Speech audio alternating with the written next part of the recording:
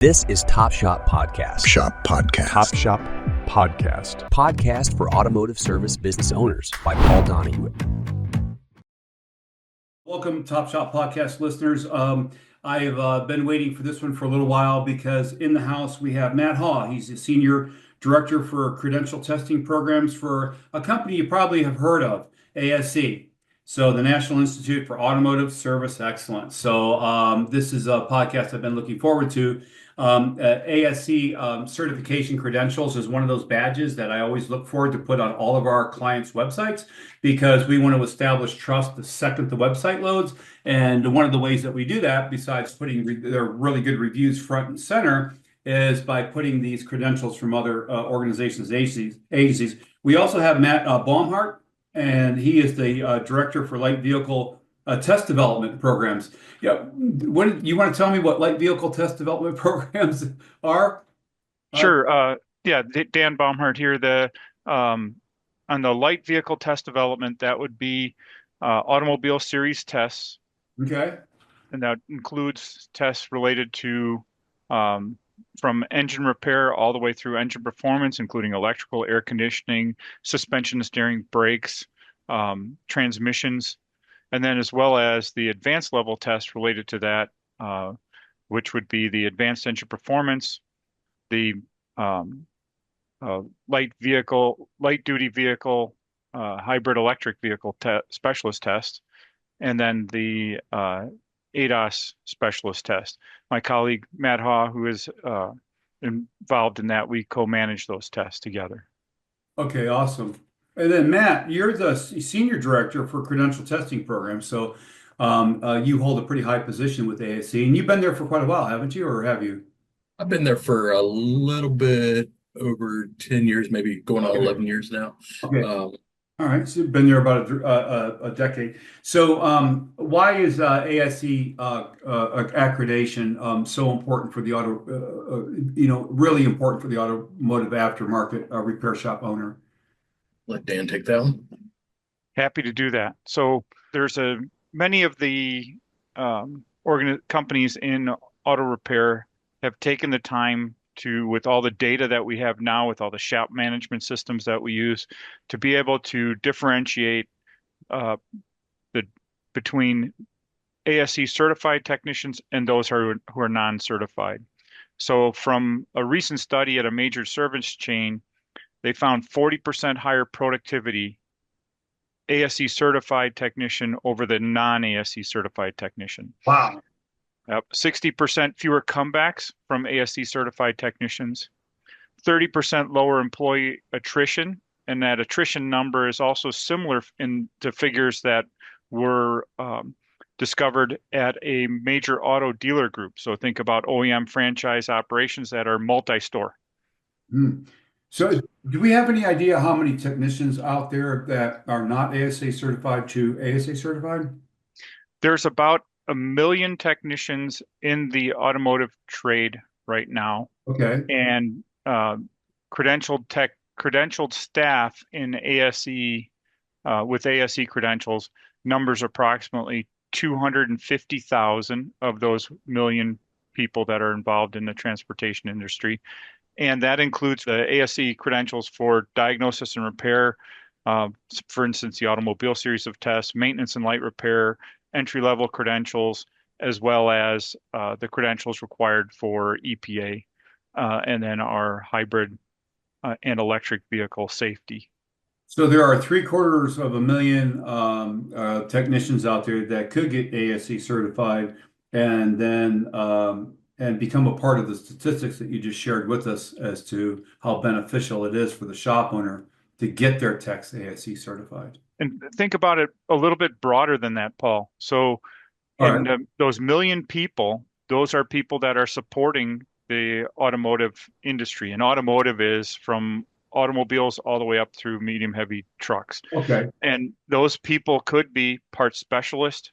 They can be service consultants, service managers, service consultants. So think about that a little bit broader, because when they say they work in the automotive trade, they may not just be a technician, or pardon me, just a technician. They may Right. not be a technician. They may be doing other duties and have other tasks that are related to automotive service and repair to support the production in a service bay.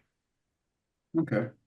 So the Department of Labor Statistics, that's a pretty broad category. Okay. So an ASE offers credentials, like for instance, service consultants in the automobile area. We have ASE has a credential for that. There's also a credential for collision estimators. So ASE is providing some differentiation between those particular areas of the disciplines. Hmm. Okay, the industry's changed a lot in the last 10 years. How is ASC keeping up with the current nonstop, forever changing landscape of auto repair?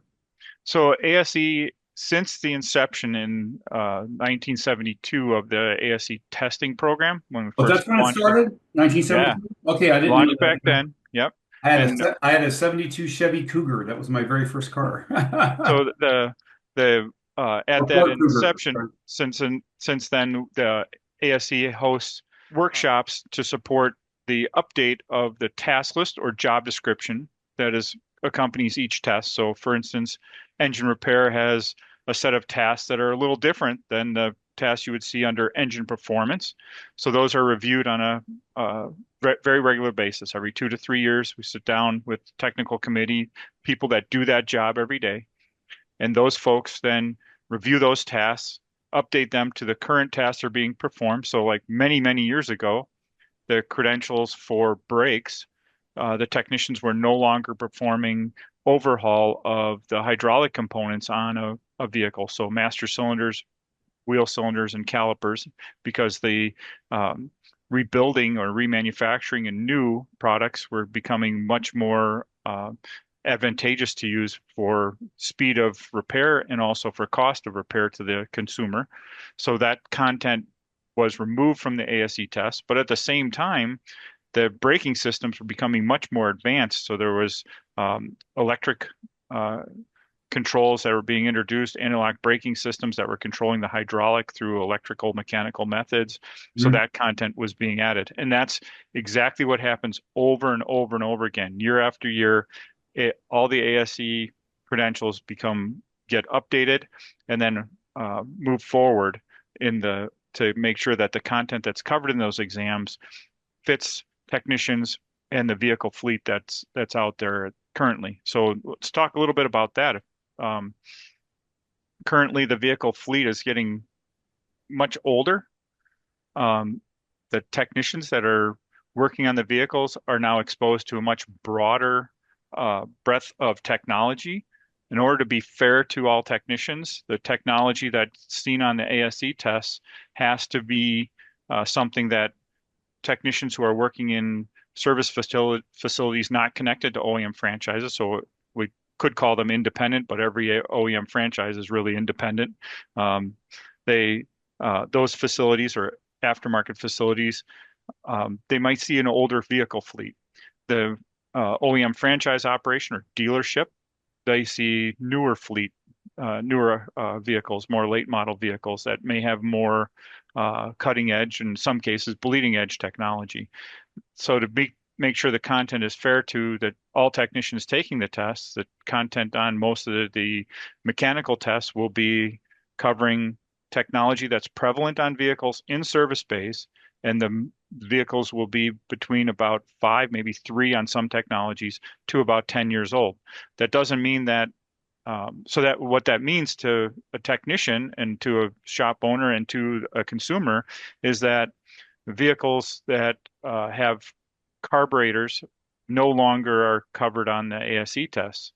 Fuel injection is what's covered on the ASE test, and that includes the gasoline direct injection.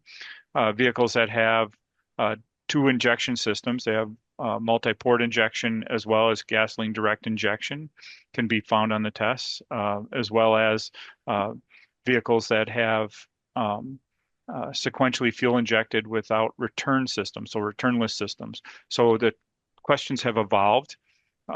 return systems, that may fit in some areas, maybe some of the medium duty trucks that may still continue, but in the automobile tests, a lot of those questions are archived and moved on, and new content is constantly being developed and introduced into the tests. Okay, wow, it's fantastic. There's I've got something to add to that too, Paul, if I can. sure, Matt, please. So, we were talking about how ASE stays relevant, keeping up with new technology. What we've started to do over the last year or so is we're sending out industry-wide surveys to candidates on our email list. And what we're doing there is reaching out and asking the candidates what tasks that are currently on ASE tasks are still relevant in the automotive industry. So we'll send out a survey, for the A1 engine repair task list, and asking, is how relevant are these tasks? So far we've had for the automotive series, we've had over 30,000 respondents reply back to that. So we're getting a better feel over what the industry as a whole feels, what's relevant, and what needs to be tested on. So we can't thank the industry enough for responding to that. That gives us a much better idea on what direction our tests need to go. Well, yeah, that's great. The best way to find out information is from the people that do the job. That's what happened when Ford took over and they got Edwards Demings involved, and they came out with the Ford is Quality One thing, and they just restructured everything.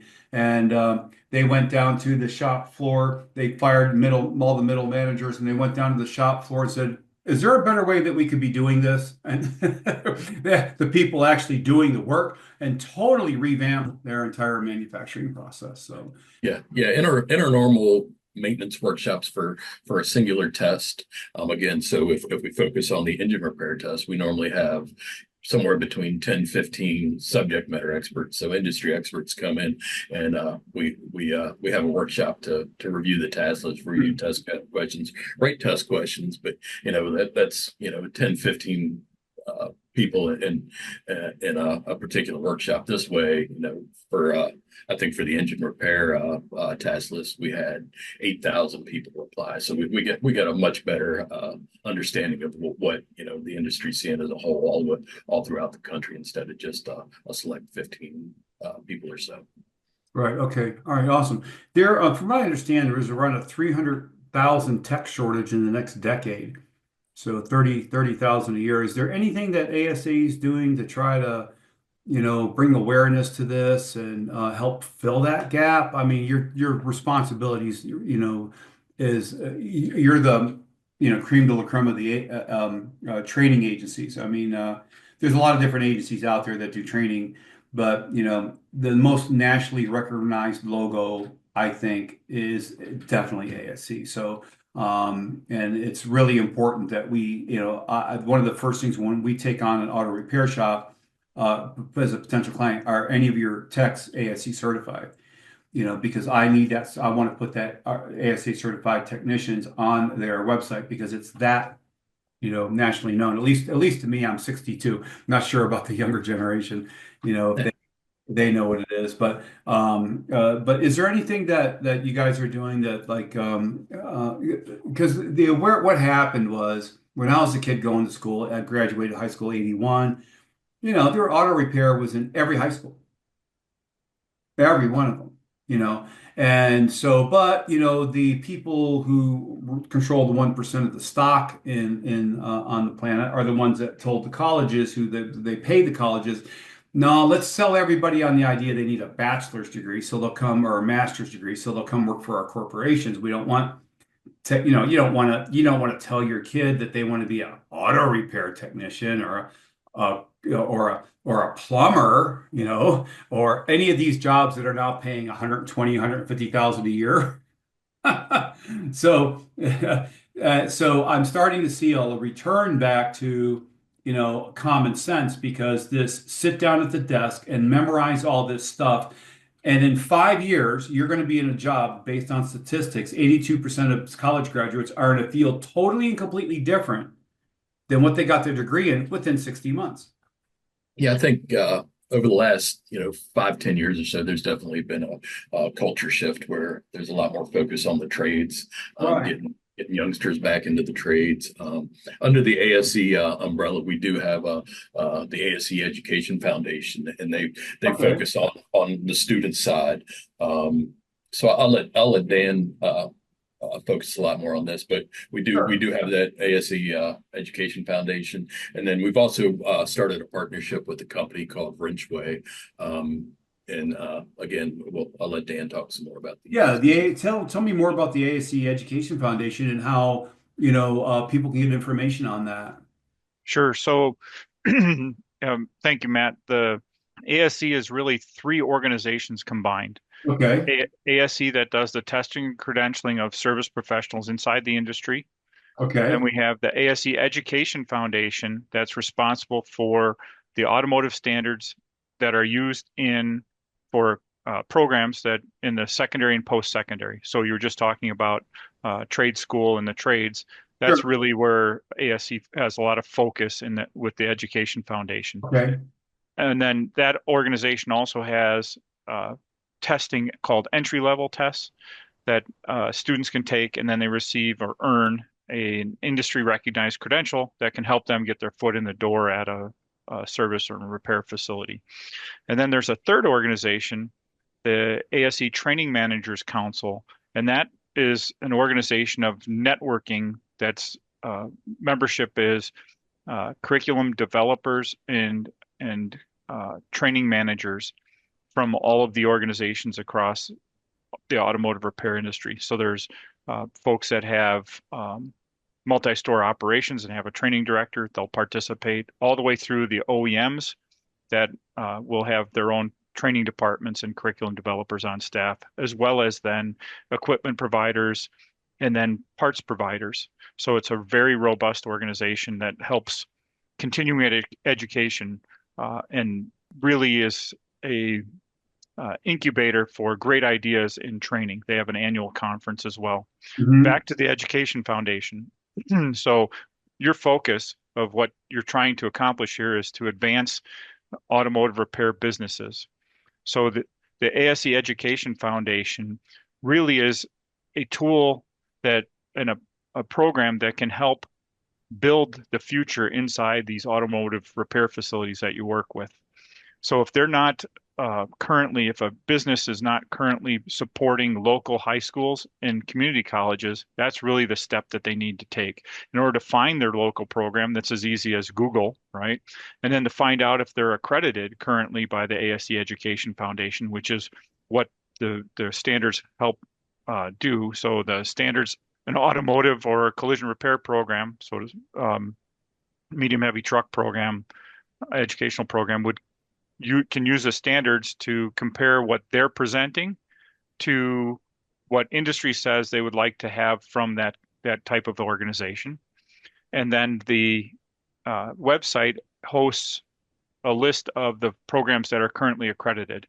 So as a business owner, manager, shop foreman, service consultant, or technician, they could participate at with those schools to help them continue moving the technician population or student population forward towards success as technicians in the future.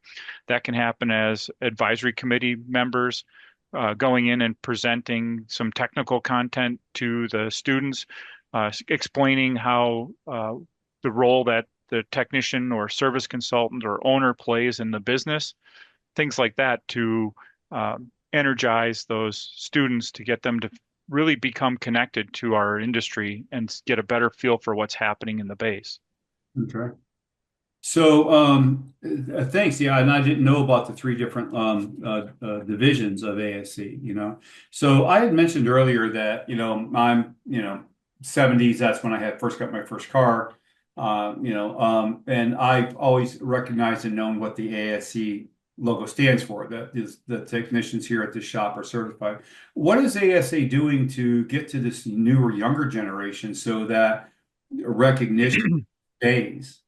The ASE Education Foundation has many outreach uh, sessions that occur. They coordinate with schools, community colleges, and then the community and industry. So there's a lot of supporters.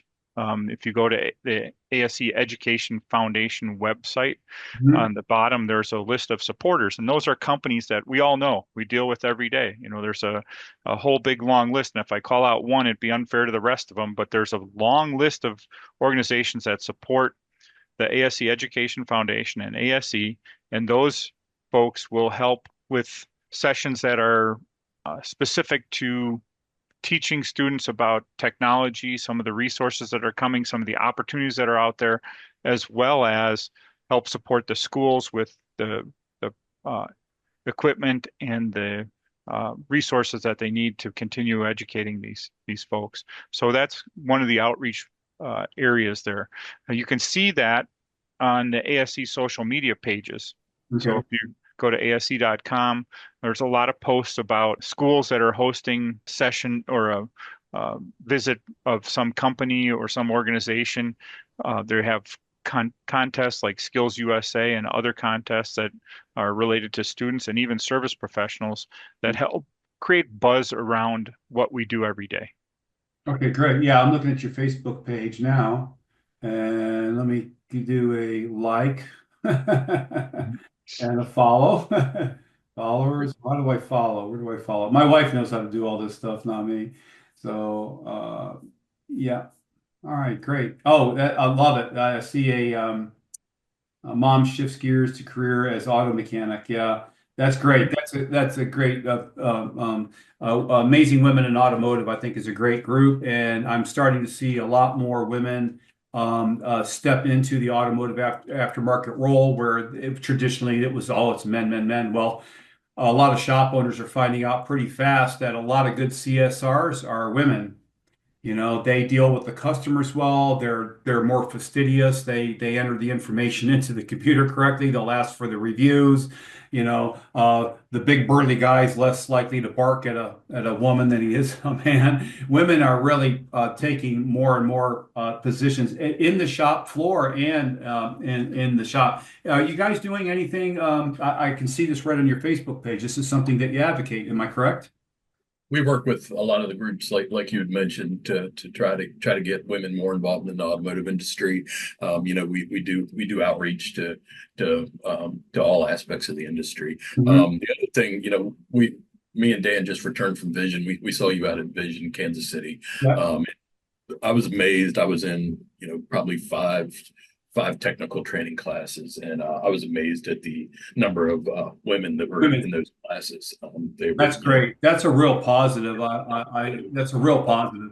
I see. yeah, all aspects. So Yeah. from young girl just getting into the industry to pretty much any age women now they're getting into the industry, realizing it's a really rewarding career. So I was really amazed how many women we saw this our Yeah. last week. Well, at the awards banquet dinner at Vision Saturday night, when I presented Sherry Hamilton with the Golden Wrench Award, that's what a lot of those sponsors and what do they call those? Where they give them money, for but all the girls that were at the top of their, whatever the division was. There's a whole bunch of them. They had like 8 or 10 of them, so it's really good. Hey, let's plug Vision real quick. This is my second year at Vision. I like Vision. Vision is a great place to shops close down to take their staff. So if you're a shop owner and you listen to this podcast and you have not heard of Vision, or maybe you've heard of it and you haven't gone, every single person I asked, both years, this is my second year that I was there, I never got a negative response from anyone. I asked my first year, I'll be back next year. This is my 10th year. I come every year. This is one of the most important places I take my staff to get training.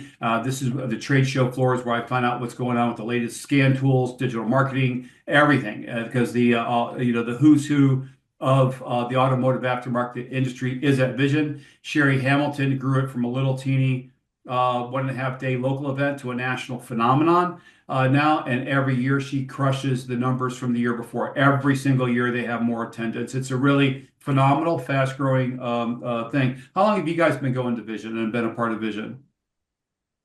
I've been going to Vision ever since I started at ASC. So like I said, Okay. 10, 11. But 10, 11 years. I'd been twice when I was still working in the shop as a technician. So Yeah. prior to ASE, I was a working technician. So I have 25, 30 years working in the shop. So I believe I went twice and then figured something close to 10 years total. Yeah. When I do these podcasts with industry executives, because I do podcasts with shop owners that have been in business over 10 years and the industry executives. I think the repair shop owner tends to listen to the people who were on the shop floor and then got involved in some corporation within the industry more than the ones that got their college degree and went to work in because you've got that hands-on experience. Yeah, definitely. And that's how ASE hires our test development staff is we try to have experienced working technicians or collision industry experts, whatever aspect of the test development team we need. We try to have those candidates come from the industry as much as possible. Okay. If you go back to Vision, Dan's a longtime veteran, so Dan's got a lot more experience with Vision than I do too. So, Yeah. Dan, How long you been going, Dan? Really early 2000s, like before it got, Oh, wow. yeah, really, yeah, long time. I actually met Matt at Vision Oh, no kidding. in the lobby at the Sheraton Hotel. Yeah, and I'd seen him on the diagnostic or previous version of the diagnostic network, so the International Automotive Technicians Network, Right. and then met him in the lobby there, and then we started communicating a little bit, and then I invited him to a workshop, and from there he uh, became an ASE staff member, and fantastic find, really connected to industry, and also has mad skills for operations and making sure that our jobs as test administrators, where we're helping industry build the content, really is easier to perform behind the scenes. So super addition to ASE and has been uh, really valuable to the process. So stepping away from that just a little bit and speaking about ASE staff, when Matt was suggesting or explaining that in the test development department, a lot of the staff have previous experience in automotive repair businesses, whether it's automobile, collision, medium heavy truck, school bus, transit bus, etc. Mhm. It should be, we should state and remind folks or let them know, they might not know, that ASE staff does not write the content that's on the ASE tests. That's done by technical committees of folks that do that job every day. So, for instance, the service consultant test, those questions are written by other service consultants and business owners who have service consultant experience in their history or are still doing that job, as well as folks that provide service consultant training. So, subject matter experts are the ones that write this content. ASE staff is been trained besides their technical training that they brought to ASE and the continued technical training that they have. They're trained on the science of testing and measurement and how to write and really good test questions by style, right? So not the content, but more specifically the style. And because ASE staff has experience in those businesses, we understand some of the scenarios. So we can then really help create the best possible language for those questions, right? So if a business owner, business manager hears back from a technician or a service consultant, parts specialist that took an ASE test and they come back and say, well, the questions are really poorly written, they're confusing, there's two correct answers, that's usually coming from the side of being less than knowledgeable about the content, maybe not having great reading comprehension, okay, or Mhm. maybe not having enough experience in the field, because experience is part of the credential. You can pass the test, but you need to have verified work experience in that specific discipline to receive the credential. So ASE staff doesn't write the content. We're there to facilitate those workshops, and that's what Matt and I do. Wow, that's great. That's a awesome way to get that content bottom up to that's the right way. You mentioned something here just a few minutes ago. You met Matt at Vision. Connections. That's another reason. I highly recommend Vision. I recommend a couple of other shows, but Vision has set a new standard for automotive conferences. So, like you said, you were back 2000. That was, Sherry, the person that runs that show now. She had just took it over. I became involved in the mid '90s, then became the show manager and grew it into what it is today. So that's another thing I want to mention to the auto repair shop owners listening. It gives shop owners the chance. A lot of them shut their doors. Some of them have someone at the front desk and just say, "Hey, yeah, we'll book you in next week."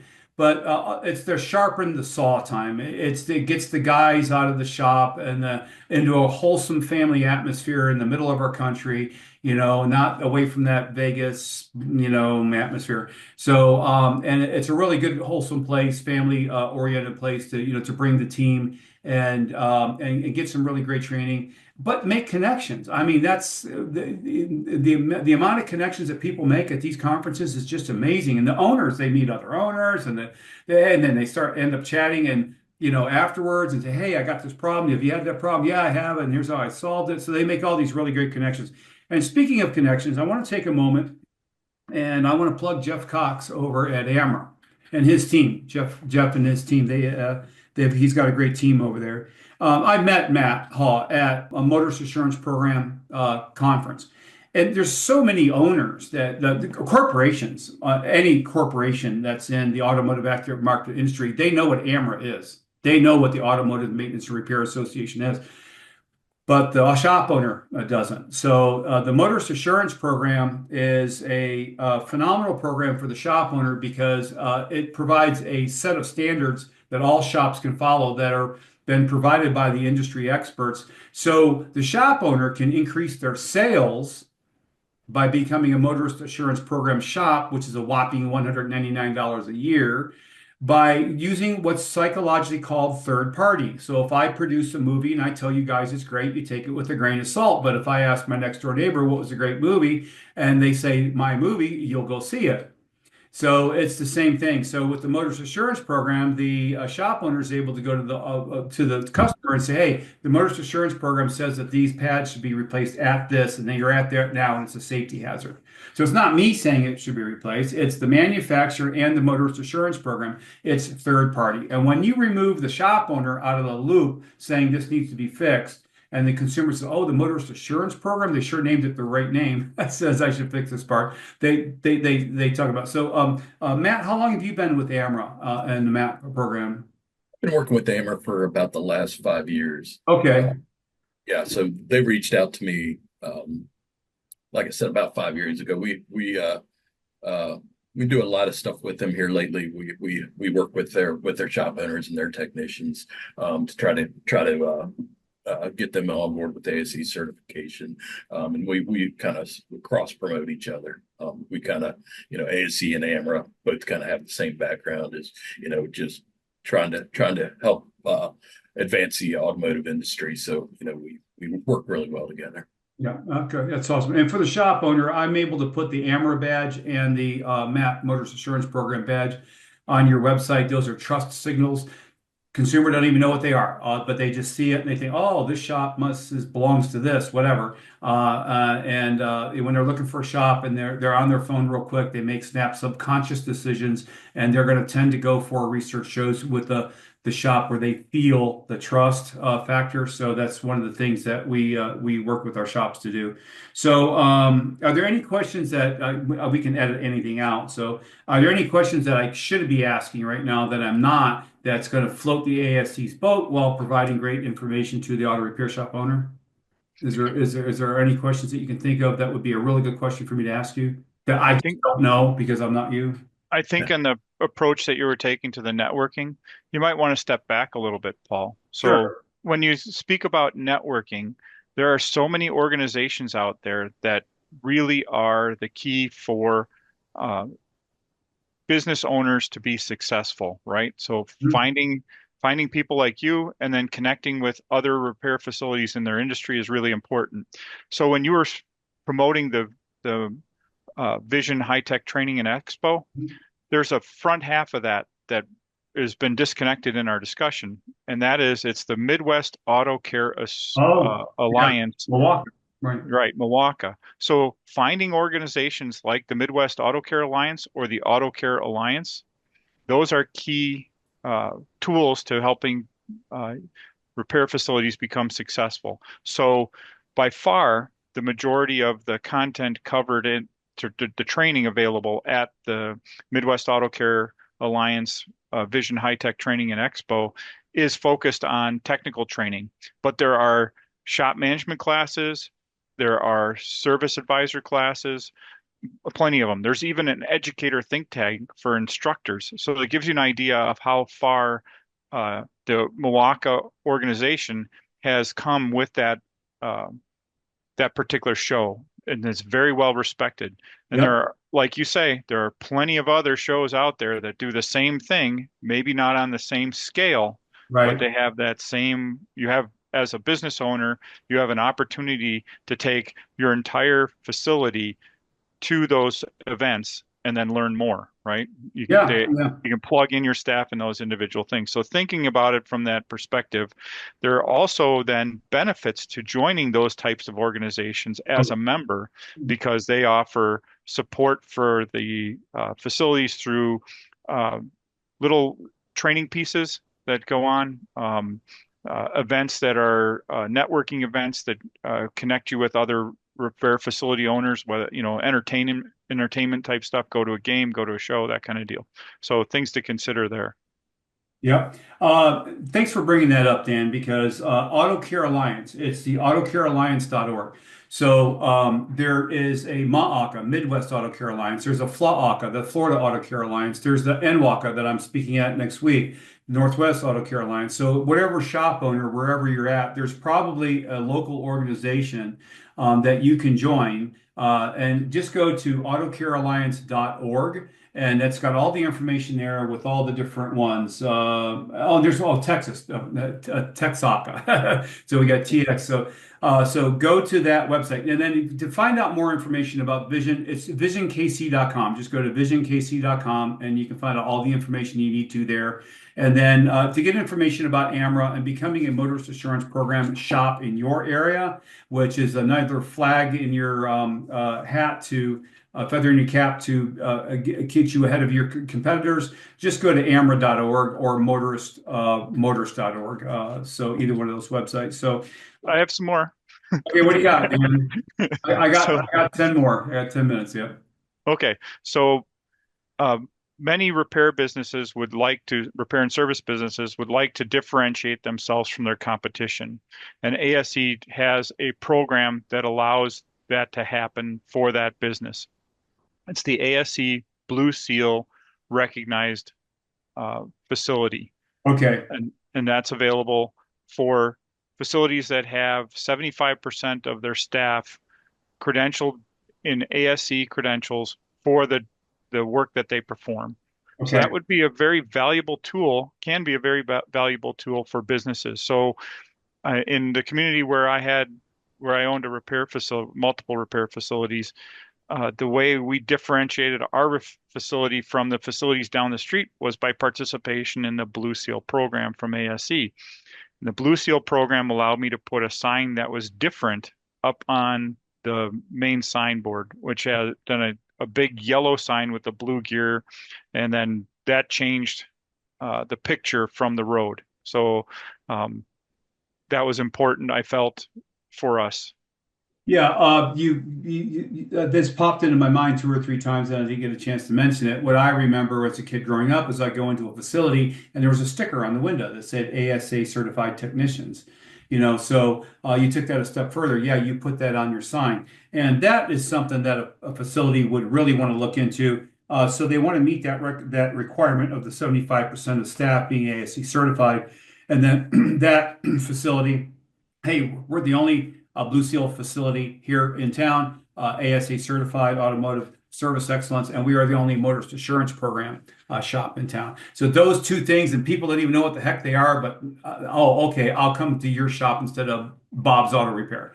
And it could be Bob's Auto Repair that has that, but instead of the competitor down the road. So, and that's what the shops that are really smart at are doing is how can I differentiate myself And every little thing that we do, there's hundreds of things that we do on a website to make it a little bit better than with that competition out there.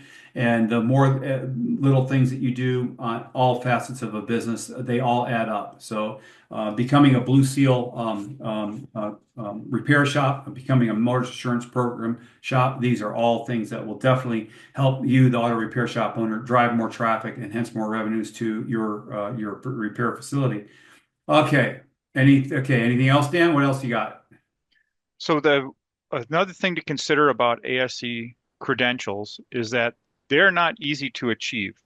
There's the ASE tests have about a 50% pass rate for first-time test takers or Wow. those who are coming back to repeat because they didn't pass the test the first time.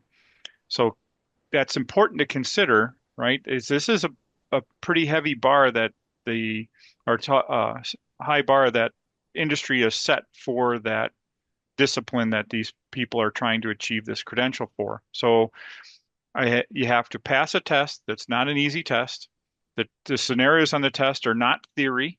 They're practical application of theory in the diagnosis and repair of vehicles related to the automobile tests. That gets expanded when we look at service consultant test, a parts specialist test. They have one test for the automobile parts specialist, and it's essentially the master credential. Everything is covered in one test. So those are really impressive credentials when they walk through the door. Now, those are credentials that say they understand the diagnosis and repair. They've got experience because that's a component of it, passing the test and having the appropriate work experience, 1 year for certain tests, 2 for others, 3 for the advanced level tests.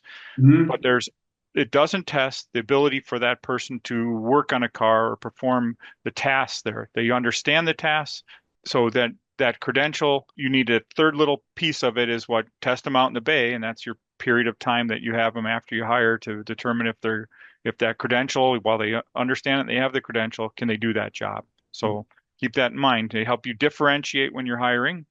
They help you keep by having an ASE credentialing program, you're increasing the tenure of your staff. They're staying along with your business longer. And then you give them targets as a business owner, you give them targets. As you've achieved the ISE automobile engine performance test, I'd like you to go to a few more training classes and I'd see if we can get you up to this advanced engine performance specialist. I'd like you to achieve that.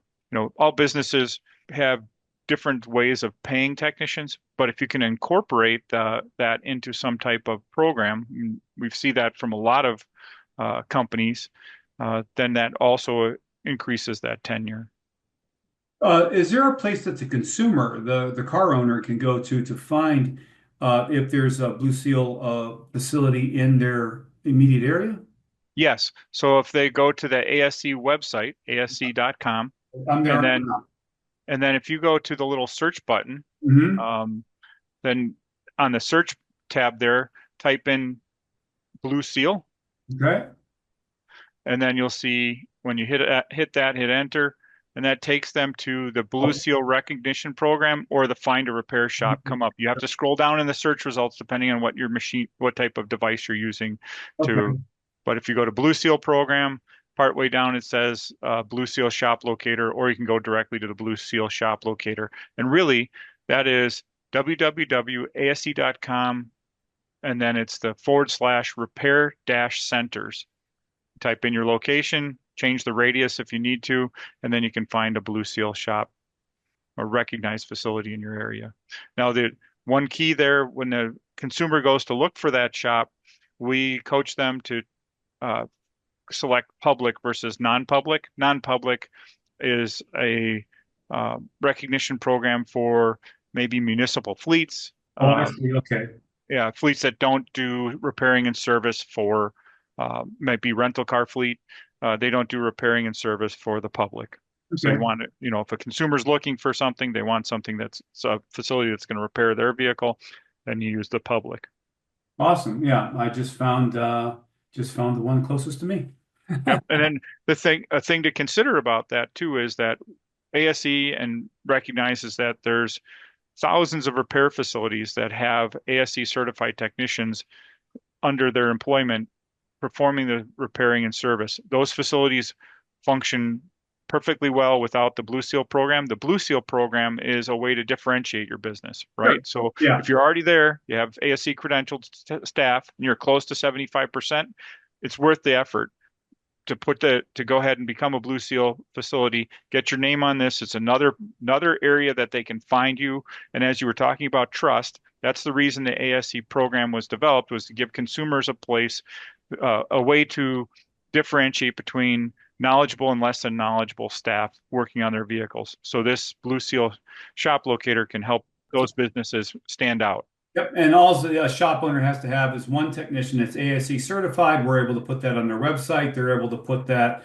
ASE certified technician sticker on their window, and they can continue from there. And if they only have a couple of techs and one of them's ASE certified, they have to get both techs certified, and then they have 100%. Right. So yeah, that's awesome. Exactly. Yeah, great. So Matt, and I really want to thank you for your time today, Dan. Also, you guys have been a great lot of information, great information. So I really appreciate your time very much today, and I look forward to seeing you guys at future conferences and also at the MAP conference. For additional automotive resources and exclusive content, follow us on Spotify and subscribe to our YouTube channel to catch all our episodes.